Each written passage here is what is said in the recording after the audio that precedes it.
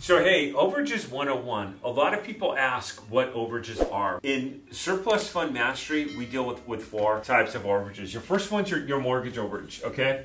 So let's say that you're paying 123 Main Street and this house, you're paying on it, you have a number of years you live here, and something happens where it goes into probate, someone can't make payments, someone loses their job, and they lose this house. So this house comes in and it gets lost and it goes up for auction. Very devastating for the family.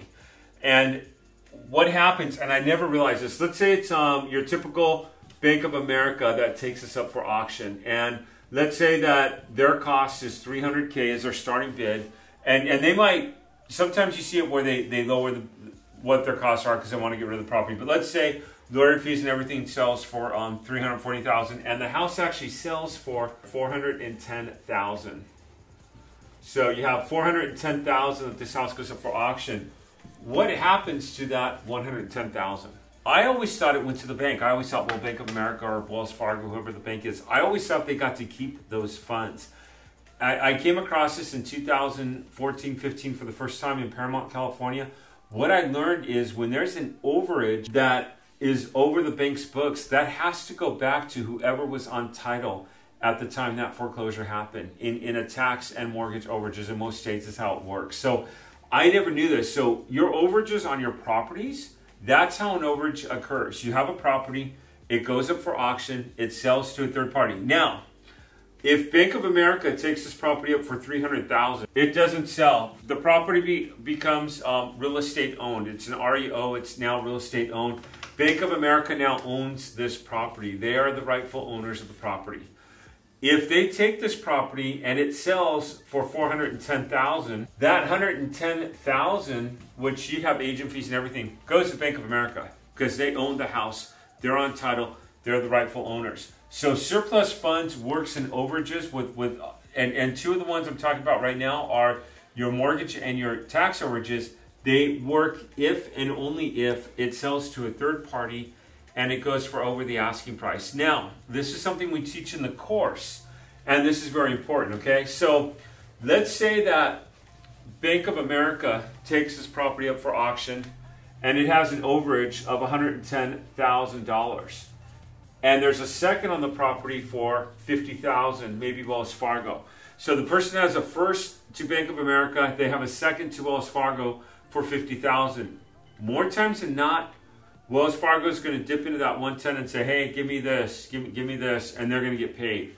If there's an IRS lien, if there's a child support lien against this individual, they're going to step in. They take priority over anybody. I mean, I've seen that happen a couple of times.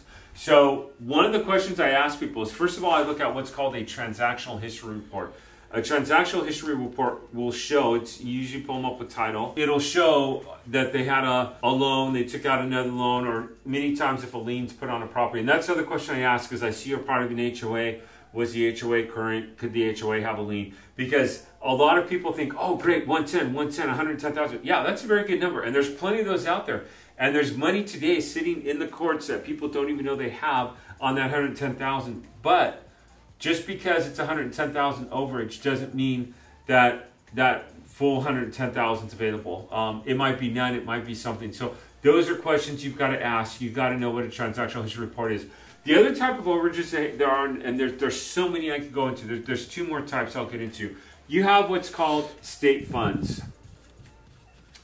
Okay, let's say that I overpaid on a loan that I had years ago and I was supposed to get a check back from Bank of America. I've been using them a lot today and they can't find me. After a certain parameter of time that they can't find me, they have to deposit the funds into the state that I last had the account with them. So let's say that I had a fund with Bank of America and let's say it was $3,000.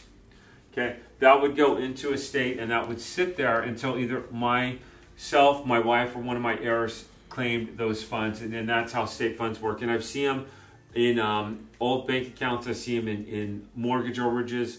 And when I say mortgage overages, what I just went over, if a house goes up for foreclosure above the asking price, a lot of banks will turn these over to the state after 18 months to 3 years is typically what I see. Life insurance policies, I see a lot of them turned over to the state funds. People have these sitting at the state that they didn't even know they have. Okay, The last one that I see, and I just had someone get a payday that I talked about in another video on, is your bankruptcy funds. A lot of times when someone has filed bankruptcy or there's been something at the bankruptcy court and it's Chapter 13, someone gets a check from somebody that they don't know they had. And they're called unclaimed bankruptcy funds. We just had a girl, her dad was deceased.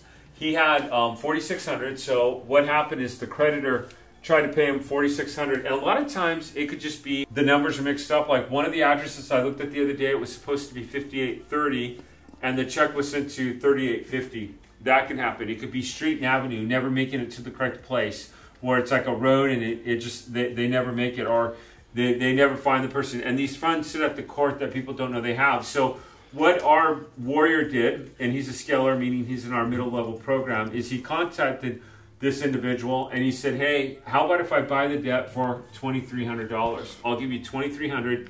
You give me that debt. That's called buying the debt.